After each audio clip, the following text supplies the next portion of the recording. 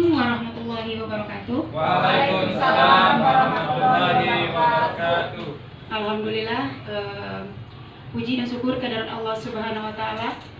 Pada kesempatan kita kali ini, kita masih diberi nikmat sehat, nikmat iman, sehingga kita masih bisa berkumpul pada kegiatan diseminasi budaya positif yang merupakan salah satu kegiatan untuk mentransfer ilmu yang sudah saya peroleh kepada teman-teman semuanya. Salawat dan salam tidak lupa pula kita aturkan kepada junjungan Nabi besar kita Muhammad SAW, yang mana beliau telah bersusah payah membawa umatnya dari zaman jahiliyah ke zaman yang penuh dengan peradaban seperti saat ini. Yang saya hormati Ibu Kepala Sekolah, Ibu Wiwi Witarsi, yang sudah memberikan supportnya kepada saya dan teman-teman semua, dan sudah memberikan saya kesempatan untuk bisa berbagi dengan Bapak Ibu semuanya. Terima kasih Ibu. Selanjutnya kepada teman-teman seperjuangan, terima kasih sekali lagi atas waktunya, sudah bersusah payah datang ke sini. Mudah-mudahan apa yang kita usahakan kali ini mendapatkan sebuah manfaat demi kemajuan anak-anak kita nantinya. Amin, amin ya rabbal alamin. Baik, Bapak Ibu, untuk menyingkat waktu, sebelum kita memulai acara, kita akan awali dengan berdoa terlebih dahulu. Mohon bantuannya Pak Awal untuk memimpin doa terlebih dahulu.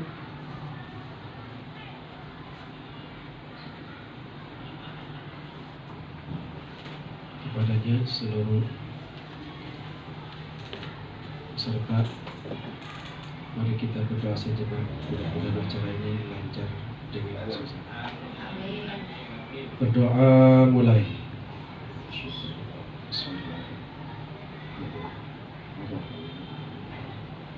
Ya.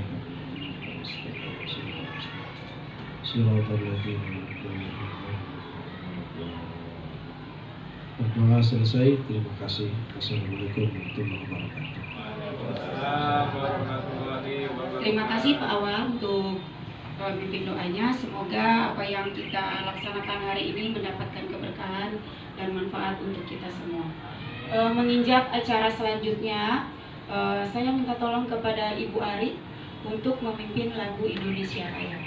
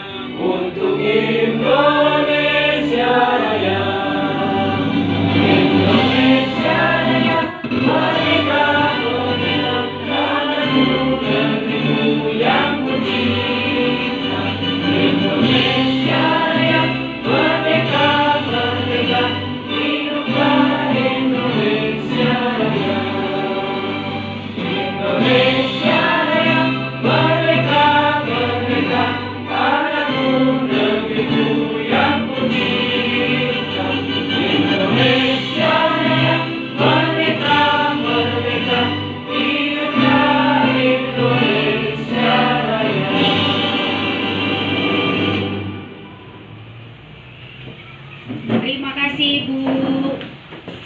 Baik, menginjak acara selanjutnya Bapak Ibu, saya minta kepada Ibu Kepala Sekolah untuk menyampaikan kata-kata sambutannya kepada Ibu Wiwi. Saya persilakan.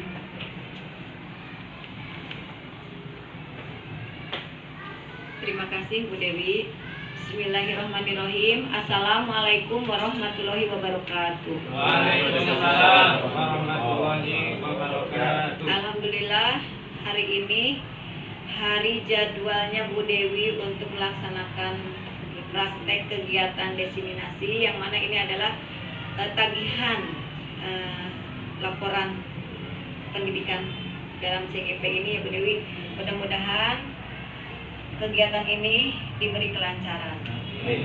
Amin. Ibu dan Bapak, Bu Dewi, di sini kita bersyukur guru kita ada yang terpilih menjadi calon guru penggerak, di mana Bu Dewi mudah-mudahan jadi motivasi buat kita semua untuk angkatan berikutnya, sehingga bisa memajukan pendidikan di SDN Puspa Negara 03. Di sini Bu Dewi untuk bisa berbagi ilmu, berbagi pengalaman kepada teman-teman. Mudah-mudahan angkatan berikutnya di antara ibu dan bapak tersaring menjadi calon guru penggerak. Di mana nanti insya Allah dengan bertambahnya guru penggerak di Puspa Negara 03 menjadikan sekolah kita lebih maju. Hari ini dengan tema diseminasi budaya positif modul 1.4 Bu Dewi. Mudah-mudahan di sini sekilas saya lihat banyak sekali ilmu, pengetahuan. Mudah-mudahan Bu Dewi bisa menjelaskannya. Semoga bisa dilaksanakan di lingkungan SD Puspa Negara 03, dilaksanakan agar pembelajaran lebih berjalan dan maju ya.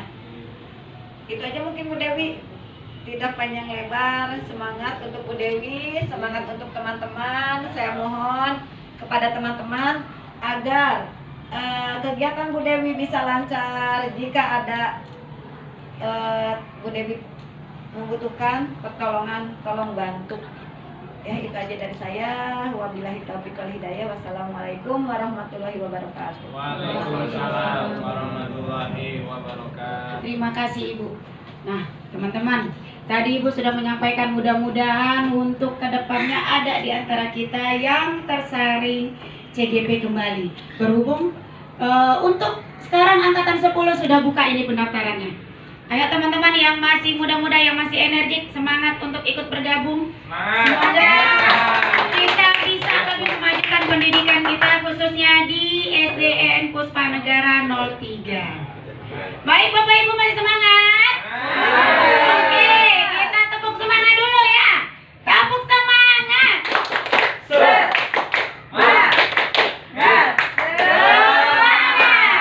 Terima kasih. Baik Bapak Ibu, di sini saya bukan istilahnya menggurui. Saya hanya ingin berbagi ilmu saja. Apa-apa yang sudah saya dapat di CGP, berharap apa yang saya sampaikan ini besar kecilnya ada manfaatnya buat kita bersama. Jadi kiranya kalau ada yang kurang berkenan, saya mohon maaf. Tujuan saya hanya ingin berbagi, cuma itu saja. Untuk kegiatan kali ini itu adalah diseminasi budaya positif. Ibu, kita masuk materi. Di sini saya akan meminta Bapak Ibu ini. Ada suatu kasusnya di sana. Kira-kira nih Bapak Ibu, seandainya di tangan Bapak Ibu itu ada sebuah benda yang betul-betul sangat Bapak Ibu jaga dengan baik-baik. Jadi saking pentingnya, saking itu berharganya untuk Bapak Ibu, itu Bapak simpan di dalam kepala Bapak Ibu semuanya dengan sangat-sangat itu Bapak Ibu jaga. Nah, kira-kira kalau seandainya saya datang kepada Bapak Ibu ini meminta, Pak Ribut, boleh nggak ya saya minta itu benda yang ada di dalam kepala Bapak? Boleh, tapi dengan syarat Apa itu Pak syaratnya? Biasanya syaratnya dengan berbaik hati dulu atau dengan rayuan. Oh gitu. Oke, kalau versi Pak Ribut, saya harus baik-baikin dulu nih, dirayu dulu nih. Terbalik ya harusnya ya Bapak Ibu ya. Harusnya saya yang dirayu. Makanya minta syarat supaya dirayu dulu. Nah, kalau saya tanya yang perempuan nih, nggak mungkin saya diminta merayu ya Bapak Ibu ya. Miss Betty, kalau seandainya di tangan Miss Betty nih ada sebuah benda yang betul-betul dijaga, dan itu benda itu sangat berharga. Kira-kira kalau saya minta secara paksa, Miss Betty, ayo kasih itu bendanya ke saya. Apa ya? Intip dulu deh. Nggak boleh. Ayo buruan kasih. Nggak boleh, ini punya saya. Ya udah deh, saya baikin deh seperti kata Pak Ribut tadi. Ayolah Miss Betty. Nggak boleh. Kenapa diminta? Ini kan punya saya. Oke, baik. Nah, sudah terlihat ya Bapak Ibu ya. Nah, yang jadi pertanyaan di sini, kira-kira yang bisa membuka kepalan tangan tadi itu saya atau yang bersangkutan, misalnya Miss Betty atau Pak Ribut? Yang bersangkutan. Nah, dari sini berarti kita sudah bisa tahu. Berarti yang punya kontrol terhadap diri sendiri itu adalah dirinya pribadi, bukan orang lain. Meskipun itu ada paksaan, bujukan, kalau tidak diinginkan, tidak sesuai dengan apa yang diinginkan, itu tidak akan terjadi. Jadi kontrolnya itu ada di dalam diri sendiri. Lanjut Miss Betty, slide berikutnya. Oke, nah di sini ada seorang tokoh, Dr. William Glasser, dalam bukunya Teori Kontrol yang meluruskan miskonsepsi tentang kontrol. Yang selama kita tahu itu ternyata ilusi guru itu bisa mengontrol murid. Kenapa dikatakan ilusi? Kita bilang sama anak murid, nah, kamu kerjakan soal nomor 1. Dikerjakan. Tapi, tahukah Bapak Ibu, sebenarnya yang mengontrol untuk anak mengerjakan soal itu bukan kita, tapi keinginan dia sendiri yang ingin mengerjakan soal itu. Kalau dia tidak berkeinginan mengerjakan, itu tidak akan terkerjakan. Untuk soal yang untuk nomor 2, ilusi bahwa semua penguatan positif efektif dan manfaat. Di situ tertulis penguatan positif. Si berikutnya, ilusi orang dewasa memiliki hak memaksa. Kalau ini tergantung kondisi ya Bapak Ibu. Memang orang dewasa memiliki hak untuk memaksa anak yang di bawahnya. Boleh dilaksanakan dengan catatan di situ. Apa yang dilaksanakan dalam memaksa itu memberikan kemajuan terhadap murid. Kalau sekiranya apa yang kita minta tidak memberikan kemajuan kepada murid, itu sebaiknya jangan dilakukan. Dan kalau bisa cara yang lain, sebaiknya dengan menggunakan cara yang lain. Ayo, selanjutnya Miss Betty. Nah, dari teori tadi yang sudah disampaikan oleh Dr. William Glasser tentang miskonsepsi, saatnya kita merubah stimulus respon ke teori kontrol. Di sana Bapak Ibu sudah bisa melihat ada stimulus respon dan teori kontrol. Nah, untuk stimulus respon Bapak Ibu di sana, realita kebutuhan kita itu disamakan. Kalau untuk teori kontrol, itu realitas kebutuhan kita berbeda-beda. Kenyataannya yang sesungguhnya itu berbeda. Kenapa? Mungkin pada saat ini Bapak Ibu butuhnya, aduh semangkok mie ayam nikmat rasanya. Atau, aduh nikmat ya kalau saya minum jus jeruk. Itu kebutuhan Bapak Ibu mungkin. Tapi kalau ditanya, kebutuhan saya di sini, wah, saya butuh waktu untuk bisa berbagi informasi. Jadi bisa dilihat di sana, kebutuhan kita itu tidak sama. Sama halnya dengan murid. Kebutuhan anak saat ini itu berbeda. Jadi kita tidak bisa menyamaratakan. Yang kedua, sama semua orang melihat hal yang sama. Yang sesungguhnya orang itu memiliki gambaran yang berbeda. Misalnya di kelas saya ada anak yang namanya Beni, kebetulan tadi dipanggil ya. Beni itu anak yatim piatu, tapi anaknya pintar, cerdas, tapi tidak mau diam. Mungkin sudut pandang saya dengan sudut pandang Bu Nisa itu berbeda. Kalau Bu Nisa mungkin menang, oh iya, dia anak yatim piatu yang perlu dibantu. Ada 10 Muharram nanti didaftarkan namanya. Nah, tapi kalau saya melihat, ini anak pintar, cerdas. Kalau tidak dikelola, rugi rasanya. Jadi sudut pandang saya dengan sudut pandang Bu Nisa itu sudah berbeda. Menginjak yang ketiga, kita mencoba mengubah orang lain untuk stimulus responnya. Kalau untuk teori kontrolnya, kita berusaha memahami pandangan orang lain. Bapak Ibu, yang selama ini kita lakukan bagaimana caranya orang itu mengikuti apa yang ada di otak kita kan? Sebenarnya itu tidak bisa Bapak Ibu. Karena apa? Kontrolnya itu ada pada dirinya. Tidak bisa kita yang merubahnya. Yang bisa kita lakukan adalah bagaimana caranya memahami sudut pandang orang tersebut sesuai dengan yang ada pada kita. Contohnya tadi dengan kasus saya Bu Nisa soal Beni. Bisa saja saya berubah sudut pandang saya. Oh iya, Beni itu anak yatim piatu yang perlu dibimbing karena di rumahnya mungkin kurang kontrol atau kurang istilahnya kasih sayang. Oh kalau saya kelola bagus nih. Nah begitu Bapak Ibu.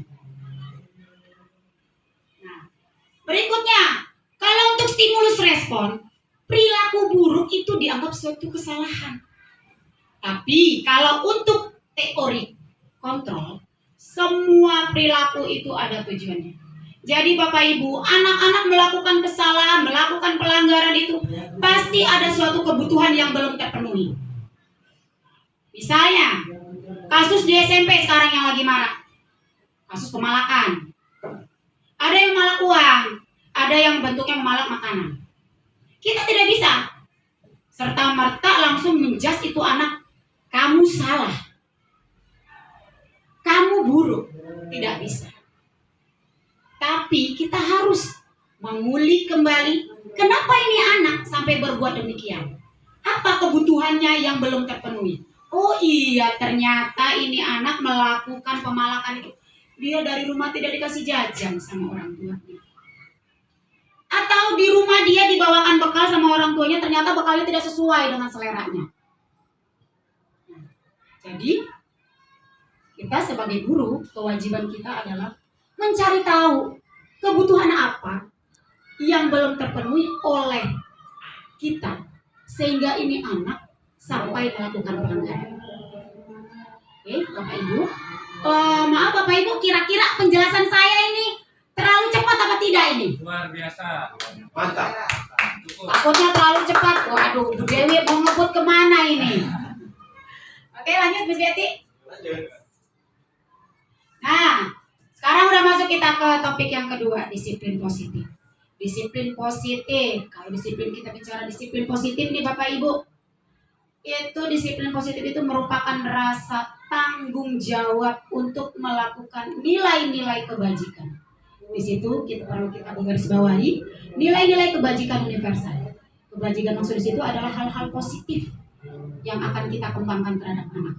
Nah, tapi mereka melakukannya itu tanpa ada paksaan. Mereka melakukannya dengan motivasi yang ada dari dirinya atau motivasi internal. Nah, nilai-nilai kebajikan di sini itu nanti Bapak Ibu sesuai dengan profil pelajar Pancasila. Itu yang akan kita kembangkan dan itu yang akan kita kejar. Nah, Bapak Ibu bisa dong kita nyanyi sebentar ya. Profil pelajar Pancasilanya. Oke Bapak Ibu, mohon berdiri kita bernyanyi bersama terlebih dahulu supaya lebih semangat. Oke, siap. Kita mulai ya Bapak Ibu. 1, 2, 3. Pelajar Pancasila beriman dan bertakwa pada Tuhan Yang Esa dan berakhlak mulia, berkebinekaan global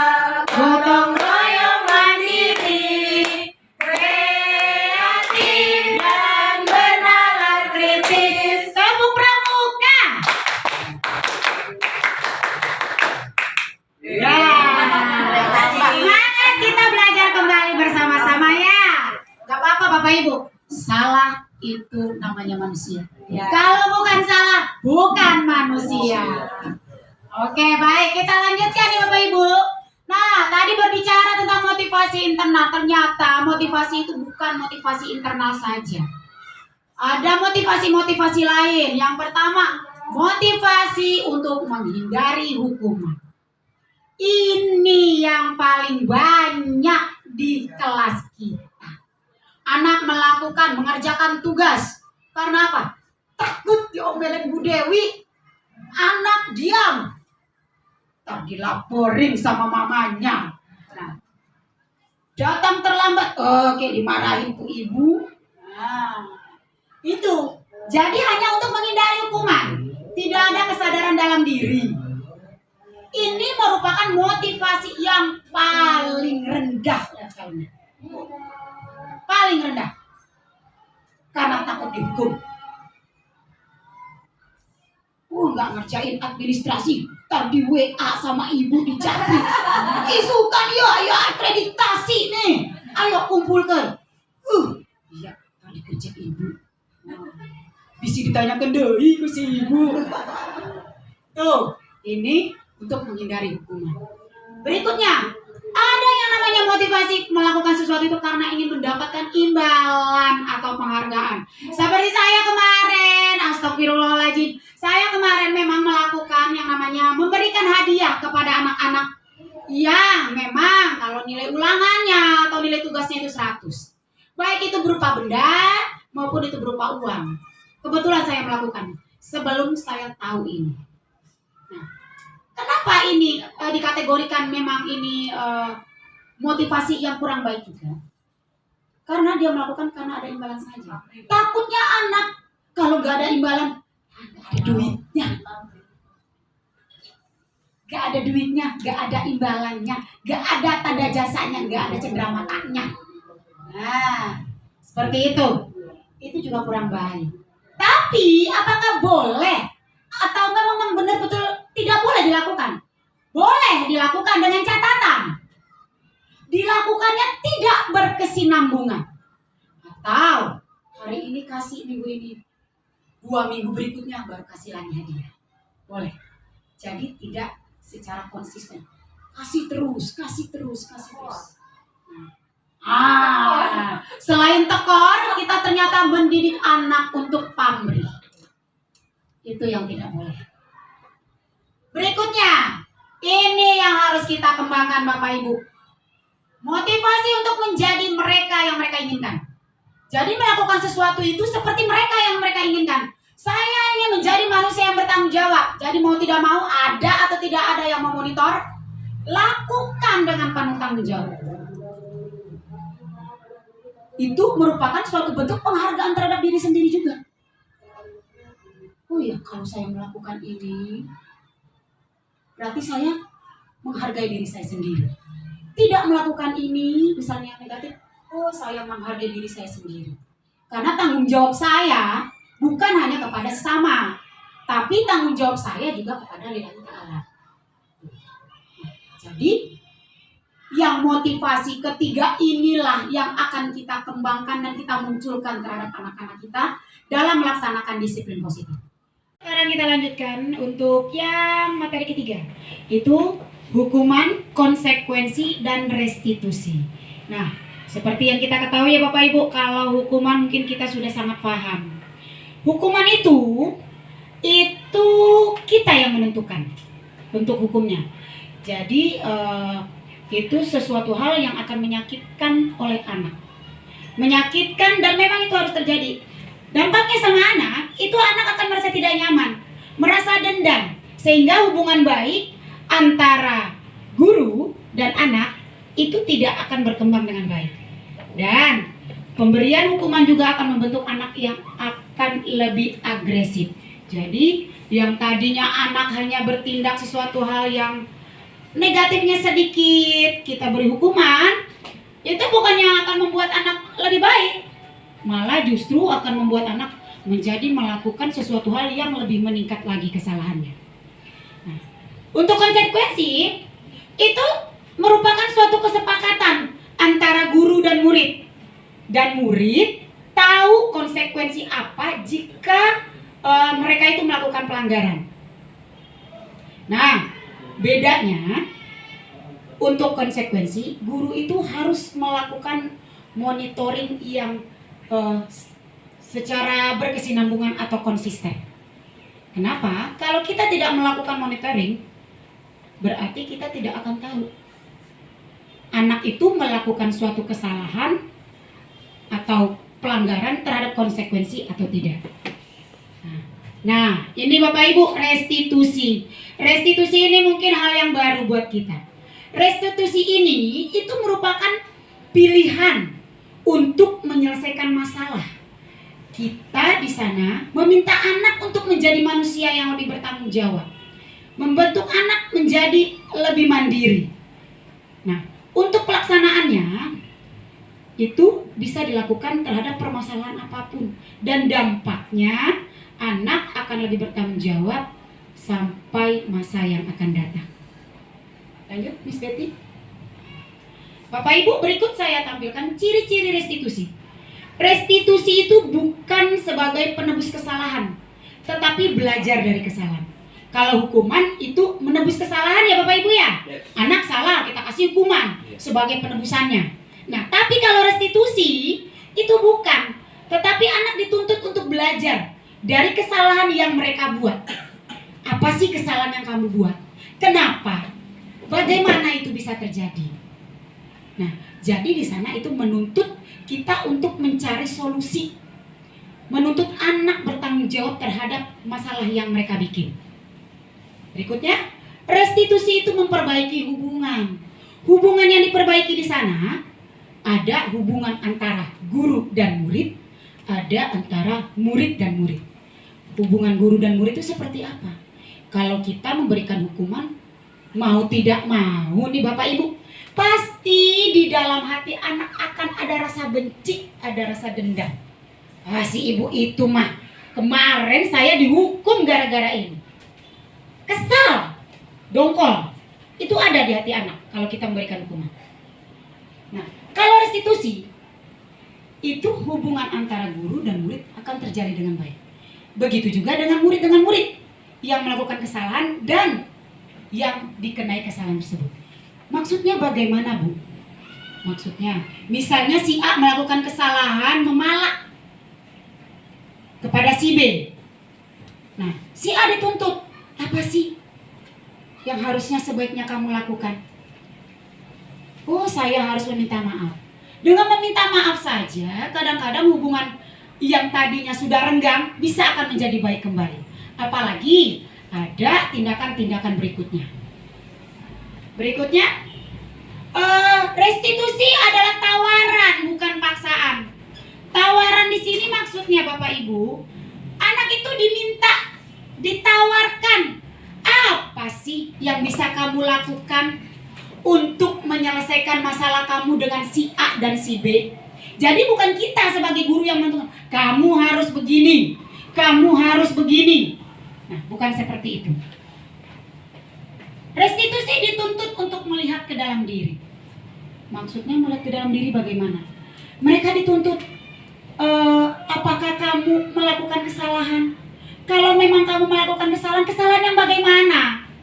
Apa kesalahanmu? Ibu pengen tahu dong.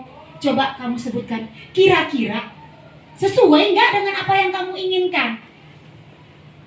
Jadi anak dituntun untuk menggali di dalam hatinya, apakah itu sesuai dengan pribadi dia atau tidak. Berikutnya itu restitusi mencari kebutuhan yang mendasari tindakan. Seperti tadi yang kita sudah jabarkan Bapak Ibu, setiap tindakan itu ada kebutuhan yang belum terpenuhi. Baik itu kebutuhan kesiapan anak untuk lingkungan atau yang lain. Jadi apa sih yang mendasari anak itu sehingga anak itu berbuat demikian? Kita harus cari tahu.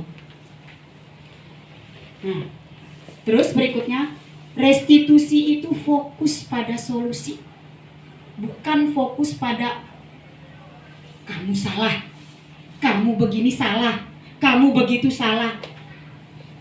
Karena kalau dengan demikian kita tidak akan memberikan solusi, hanya memberikan bentuk dendam kepada anak, hanya memberikan kalau anak itu dilabeli dengan negatif.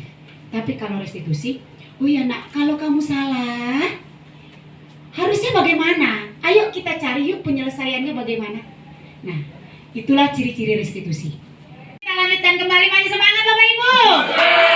Oke, semangat demi perubahan ke arah yang lebih baik ya Bapak Ibu. Oke, sekarang untuk mencarikan suasana kita tepuk toge dulu. Siap. Kayak apa nah dia tepuk toge? Tepuk toge dulu lah. Tadi kita udah pesen mie ayam pakai toge ya. 1, 2, 3. Tepuk toge. Sekali lagi tepuk toge. Oke, terima kasih Bapak Ibu. Baik Bapak Ibu, sekarang kita beranjak ke materi berikutnya, yaitu keyakinan kelas. Nah, kemarin terima kasih untuk Bapak Ibu yang sudah membentuk keyakinan kelas. Alhamdulillah kemarin saya sudah berkolaborasi dengan ibu-ibu semuanya Bapak Ibu. Ada Miss Betty yang sudah saya cross check ya, Bu Ana, Bu Eis, Bu Nisa, Bu Ari, maaf saya belum sempat koreksi ini cross check ke kelas Bu Ari. Alhamdulillah sudah melaksanakan keyakinan kelas. Nah, Bapak Ibu, selama ini yang kita tahu itu hanya peraturan kelas. Ya. Peraturan kelas seperti yang tadi kita sudah jabarkan. Kalau ujungnya peraturan otomatis ada hukuman. Sementara hukuman tadi kita sudah tahu akan membentuk anak pribadi yang suka membenci atau mendendam. Nah, jadi perbedaan antara peraturan kelas dan keyakinan kelas itu terletak dari proses pembentukannya. Kalau peraturan kelas itu dibentuk atau ditentukan sepihak oleh gurunya saja. Sementara murid itu bertindak sebagai pelaksana. Kalau melanggar, itu akan dapat hukuman. Akan tetapi, untuk keyakinan kelas Bapak Ibu, itu dibentuk oleh seluruh warga kelas. Baik gurunya maupun muridnya. Nah, solusinya, mau tidak mau, kita harus berubah untuk membentuk keyakinan kelas. Supaya penerapan hukuman di sekolah kita mulai berangsur sedikit demi sedikit untuk ditiadakan. Semangat ya Bapak Ibu ya. Oke, lanjut ya Bapak Ibu ya. Kita bahas berikutnya adalah tahapan pembentukan keyakinan kelas. Nah, untuk keyakinan kelas itu ada tahapan-tahapan pembentukannya Bapak Ibu. Tahapan yang pertama itu memang beranjak dari peraturan terlebih dahulu. Jadi, anak-anak nanti diminta untuk memimpikan kelasnya seperti apa yang mereka inginkan. Nanti di situ akan muncul. Tidak ingin kelas yang berisik. Tidak boleh makan di kelas. Tidak boleh berjalan-jalan di kelas. Biasanya anak-anak itu akan membuat bentuknya ada kata tidak. Nah, kata tidak itu adalah sebuah peraturan. Jadi keyakinan kelas itu memang beranjak dari peraturan kelas. Tahapan berikutnya, dari yang tadi ada kata tidak, kita rubah menjadi kata yang memiliki makna positif. Misalnya, tidak boleh berlari-lari di koridor. Kita ganti bahasanya menjadi yang lebih positif. Berjalan dengan tertib di lorong atau koridor. Nah, jadi kalimatnya menghilangkan kata tidak atau tidak boleh. Ya, itu tahapan yang kedua. Yang ketiga, dari tadi yang kalimat positif, kita harus menggali kira-kira nilai kebajikan apa yang akan kita munculkan. Misalnya, tidak boleh berkelahi. Kita rubah kalimatnya menjadi saling menyayangi, saling menghargai. Nah, yang kita inginkan nilai kebajikan di sana adalah saling menghargai, saling menyayangi. Itu yang akan kita munculkan di sana. Tuh. Tahapan berikutnya, nanti keyakinan kelas yang sudah kita bentuk tadi, kita tulis di sebuah lembar kertas. Setelah kita tulis, kita minta anak untuk membubuhkan tanda tangannya atau cap jempolnya kalau belum bisa tanda tangan. Sebagai apa? Sebagai bentuk kalau mereka sudah setuju dengan keyakinan kelas yang kita bentuk. Sah, tulis namanya. Di tanda tangan, tulis namanya. Sah berarti. Nah, jadi setelah itu disahkan oleh murid dan gurunya juga ikut menandatangani, nanti kertas karton tadi atau kertas plano tadi kita tempel di dinding kelas kita atau di dinding sekolah kalau itu keyakinan sekolah, di tempat yang mudah terlihat dan mudah dibaca. Yang perlu dicatat Bapak Ibu, keyakinan kelas ini tidak diharuskan membentuk 10, 15 keyakinan kelas, tidak. Cukup berkisar antara 3 sampai 7 buah saja. Tujuannya supaya anak-anak mudah untuk menghafalnya. Jangan nanti kebanyakan, itu teh keyakinan kelas nomor berapa yang saya langgar, saya tidak hafal. Nah, itu tujuannya Bapak Ibu. Berikutnya, Miss Betty slide-nya. Oke. Ini yang kelima apa yang ke-6? Oh, yang kelima. Ah, 5.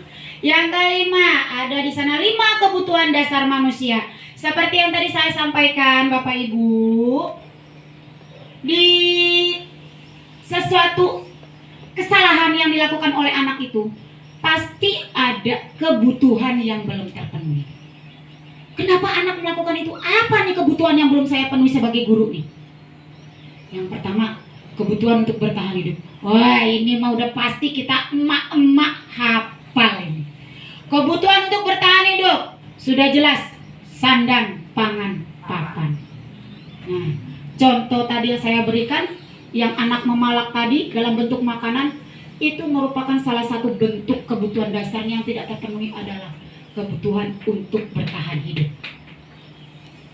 Berikutnya, kebutuhan kasih sayang, rasa diterima. Nah, ini berhubungan dengan hubungan sosial.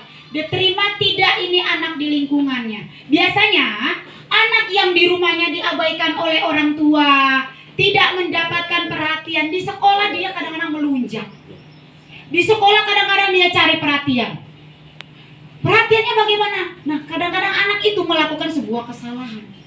Misalnya, dia memukul temannya, menghardik temannya karena melihat orang tuanya seperti itu. Nah, itu bentuk dari kebutuhan kasih sayang dan rasa diterima yang belum terpenuhi. Berikutnya, kebutuhan akan penguasaan. Nah, kebutuhan akan penguasaan ini Bapak Ibu, misalnya saya kasih contoh. Di kelas ada si A yang memang mempunyai kemampuan di atas rata-rata. Dia inginnya dia selalu saya dan saya. Kenapa dia seperti itu? Kemungkinan besar dia ingin kita memberikan pujian. Oh ya nak, kamu hebat. Oh ya nak, kamu top. Nah, kadang itu kita terlupa untuk memberikan pujian seperti itu, sehingga anak mencari perhatiannya dengan bentuk seperti itu. Atau ada anak yang memukul temannya. Kenapa dia memukul temannya? Karena dia memang badannya besar. Kamu pasti kalah sama saya. Karena apa? Saya pengen melihatkan kekuasaan saya.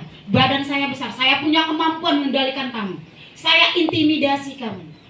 Nah, itu bentuk anak cara memenuhi kebutuhan akan penguasaan. Berikutnya, kebutuhan kebebasan. Wah, ini sering sekali nih Bapak Ibu. Kita mengajar udah capek-capek, ternyata anak tidur. Atau anak tidak semangat.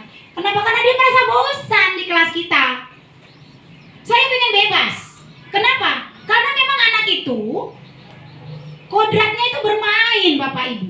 Kita mengajar dalam waktu cuman baru 15 menit nak, kamu udah bubar-bubaran. Nah, karena dia memang pengen bebas, pengen bermain. Nah, disinilah PR kita. Bagaimana cara kita mengcover kebutuhan itu supaya anak itu tertarik dengan pembelajaran kita. anak yang senangnya visual, kita berikanlah pembelajaran yang visual, menggunakan video misalnya. Atau anak yang memang senangnya bergerak sana sini, kita berikanlah pembelajaran yang membuat mereka bergerak, fisikomotor. Contohnya apa? Lakukanlah praktikum sehingga anak tertarik dan mereka tidak bosan di dalam kelas. Berikutnya, kebutuhan akan kesenangan. Kalau ibu-ibu nih udah tahu kesenangan kita ya. Kita senang misalnya shopping, itu kodrat kita. Senang karena capek seharian bekerja, senang healing. Nah, itu salah satu bentuk kebutuhan dasar manusia untuk kesenangan. Bikin kue. Nah, itu senang bikin kue juga. Menyalurkan hobi, itu suatu kesenangan. Ibu, supaya lebih semangat, sekarang kita stretching dulu. Kita stretching, buka tutup, dan semakin panas. Tangan di atas, jangan kaki ya. 1, 2, 3, kaki bawah. Tutup, buka tutup, bertepuk tangan. Buka tutup, buka tutup, sambil tersenyum. Gulung-gulung, digulung-gulung, sambil tertawa. Itu 5 posisi kontrol. Hati-hati membacanya ya. Menurut Diana Ghost. Sedap. Kepleset sedikit. Wow. Oke, yang pertama itu adalah penghukum. Nah, penghukum ini ditandai dengan nada suara yang tinggi.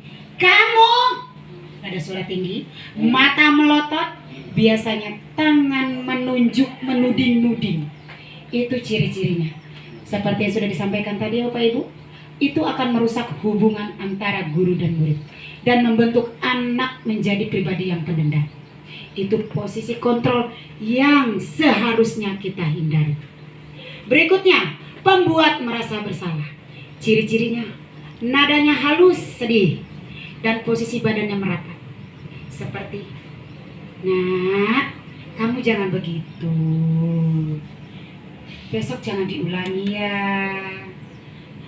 Nadanya halus, lembut, tetapi itu akan membentuk pribadi anak yang merasa gagal. Oh iya, saya tadi salah, saya tadi begini. Akhirnya anak itu merasa negatif terus Bapak Ibu di pikirannya. Saya mau begini begitu, takut salah, tidak berani mengambil keputusan. Berikutnya teman. Nah, kalau teman kita udah pasti tahu ya Bapak Ibu ya, seperti apa. Nah, cuman yang dikhawatirkan kalau teman ini akan merasa sangat ketergantungan dia. Berikutnya pemantau, dicirikan dengan mengajukan pertanyaan terus. Kamu kenapa begitu sih, Nak? Lalu kenapa harus begitu? Harusnya kamu bagaimana? Nah, itu pemantau. Itu posisi kontrol yang bersifat memantau. Harusnya kita posisi kontrol yang mana, Bapak Ibu? Udah salah Bu. Manajer. Kita harus menjadi seorang manajer. Dicirikan kita harus membantu murid menyelesaikan permasalahan yang mereka hadapi. Membentuk mereka harus bertanggung jawab. Kamu melakukan kesalahan, kamu harus belajar bertanggung jawab, belajar mandiri dalam menyelesaikannya. Kamu selesaikan sendiri. Ayo ibu bantu, ibu bimbing dalam menyelesaikannya. Apa yang kita pakai? Adalah restitusi. Silakan slide berikutnya Ibu. Nah, ini Bapak Ibu, segitiga restitusi. Kita menggiring anak untuk menjadi pribadi yang bertanggung jawab, pribadi yang mandiri. Bagaimana tahapannya Bapak Ibu? Yang pertama adalah menstabilkan identitas. Prosesnya bagaimana itu? Menstabilkan identitas di sini Bapak Ibu. Anak melakukan kesalahan jangan kita marahi, tapi kita tanya, "Nah, apa yang terjadi? Kenapa? Bagaimana?" Itu. Ibu, kalau seperti kamu juga akan melakukan hal yang sama. Namanya manusia, pasti salah, tidak apa-apa. Ayo kita perbaiki. Nah, yang kedua, Validasi tindakan yang salah. Yang mana yang salah tadi? Apa sih yang salahnya? Harusnya kamu bagaimana? Alhamdulillah, kamu tidak melakukan hal yang lebih dari itu.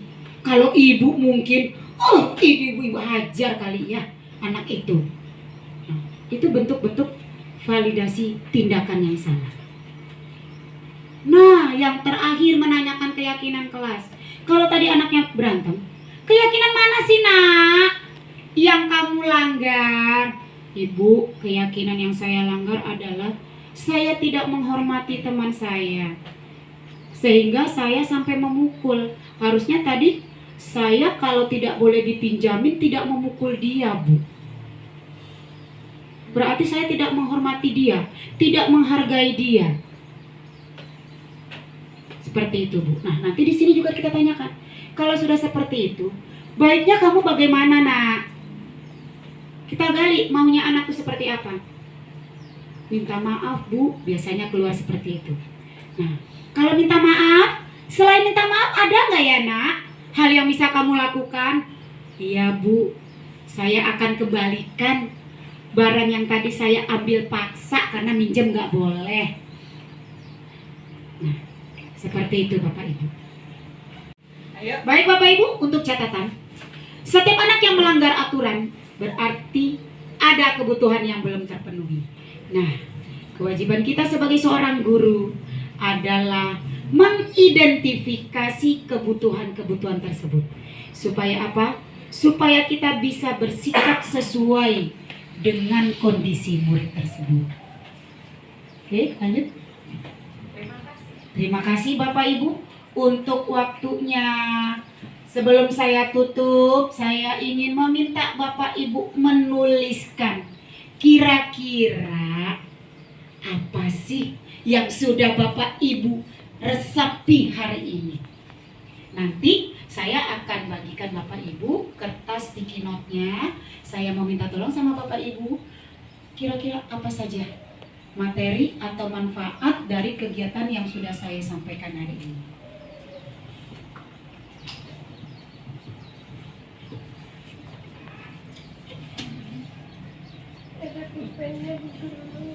Belakang ada sih.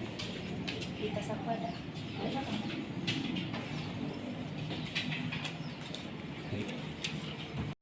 Bapak Ibu cukup menuliskan di sana. Hari ini kita sudah belajar apa sih? Ada ilmunya enggak ya yang kita pelajari hari ini?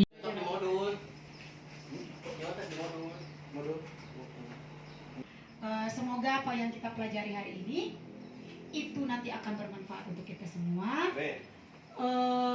Kertas yang nanti Bapak Ibu tuliskan yang berisi tentang pertanyaan yang dua tadi sangat saya harapkan supaya ada perbaikan untuk kita ke depannya secara bersama-sama. Saya akhiri dengan mengucapkan wassalamualaikum warahmatullahi wabarakatuh. Waalaikumsalam. Masya Allah, ini ayam canda.